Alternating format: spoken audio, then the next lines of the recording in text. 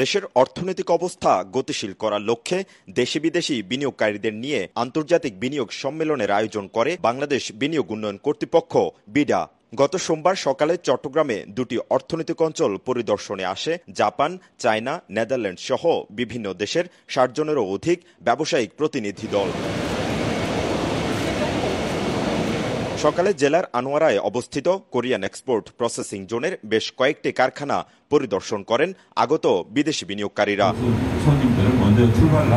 কারখানার কর্মপরিবেশ, পদ্ধতি ও কর্মীদের নানা বিষয়ে পরিদর্শন করেন সম্ভাব্য বিনিয়োগকারীরা। সন্তুষ্টি প্রকাশ করে বলেন, সরকারি সুযোগ সুবিধা পেলে বিনিয়োগে উৎসাহিত হবেন তারা। Yeah, actually I'm quite impressed to see what is happening here, and this of course looks very beautiful and well maintained, and that's very good to see it. Because people could have an impression of Bangladesh, but this shows another world, so that's very positive. And I'm from the Netherlands, from the Dutch Entrepreneurial Bank, so we're also interested to see if we can invest in Bangladesh as well. পরিবেশ অনেক ভালো, কারণ এখানে আমাদের অনেক clean water and residence পেয়েছি, অনেক সাহায্য পেয়েছি, আর এখানে অনেক সুবিধা হয়। অনেক সবসময় এখান থেকে ব্যবসা ইকোনমিক জোন মিরসরাই এখান থেকে অনেক সাহায্য পেয়েছি। এখান সাহায্য পেয়ে আমাদের অনেক সুবিধা হয়েছে।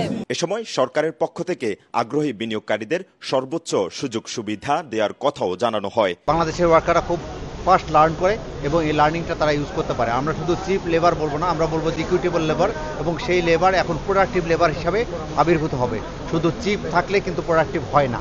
সুতরাং একইভাবে আমরা কিন্তু দুটো দিকেই এখন মুভ করছি, যে আমাদের লেবাররা অনেক এক্সপিরিয়েন্স হয়েছে এবং হচ্ছে, তারা ফাস্ট লার্ন করছে এবং তাদের প্রোডাক্টিভিটি বাড়ছে, যার জন্যে ফরেনাররা আসতে পারে। এবং আমাদের দিক থেকে এই সাপোর্টটা গভর্নমেন্টের পুরোদমেই আছে। প্রাইভেট ইপিজেড বাংলাদেশে কি অবস্থায় আছে, কিভাবে চলছে, কী ধরনের সাপোর্ট তারা পাচ্ছে, তাদের ইনফ্রাস্ট্রাকচার কি, কতগুলি ফ্যাক্টরি আছে এখন পর্যন্ত, এই সবগুলি জিনিস তারা সরজমিনে দেখবেন। আমরা তাদেরকে ওয়েলকাম করেছি যে তারা এখানে আসুক, ভিজিট করুক, দেখুক বাংলাদেশে ইপিজেডগুলির অবস্থা কীরকম। বেলা ৩টা নাগাদ পরিদর্শন দল পৌঁছায় মিরসরাই বিশেষ অর্থনৈতিক অঞ্চলে।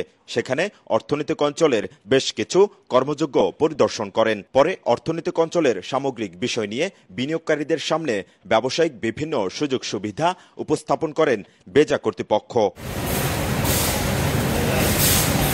দেশের রাজনৈতিক পরিস্থিতির কারণে বিদেশি বিনিয়োগকারীদের নেতিবাচক প্রভাব রয়েছে, যা কাটাতে বিদেশি বিনিয়োগকারীদের সরেজমিন এসব অর্থনৈতিক অঞ্চল পরিদর্শন করানো হয়।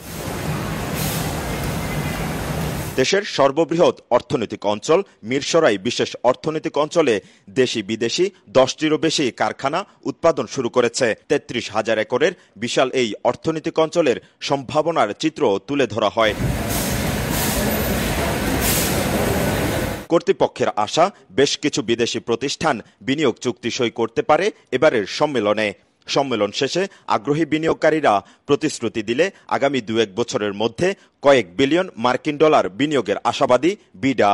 পরিবর্তিত বাংলাদেশ, যে নতুন বাংলাদেশটা হয়েছে, এখানে আপনার বিনিয়োগ যদি করে তাহলে তাদের বিনিয়োগের সুফল তারা যেমন পাবেন, পাশাপাশি তাদের বিনিয়োগের মাধ্যমে বাংলাদেশের অর্থনীতি উপকৃত হবে। এ বিষয়ে বিস্তারিত একটা ধারণা আমরা বিশ্বাস করি যে এই বিনিয়োগ সম্মেলন থেকে আগত বিদেশি বিনিয়োগকারীরা পাবেন। সোমবার থেকে শুরু হওয়া আন্তর্জাতিক বিনিয়োগ সম্মেলন চলবে আগামী বুধবার পর্যন্ত। এতে বিশ্বের শীর্ষস্থানীয় বিভিন্ন ব্যবসায়ী প্রতিনিধিরা অংশ নেন। দেশীয় বিনিয়োগের পাশাপাশি বিদেশি বিনিয়োগ এলে দেশের অর্থনীতির চাকা আরও গতিশীল হবে, এমন প্রত্যাশা সংশ্লিষ্টদের। মিরসরাইয়ের বিশেষ অর্থনৈতিক অঞ্চল থেকে মেহরাজ হোসেন, কালের কণ্ঠ।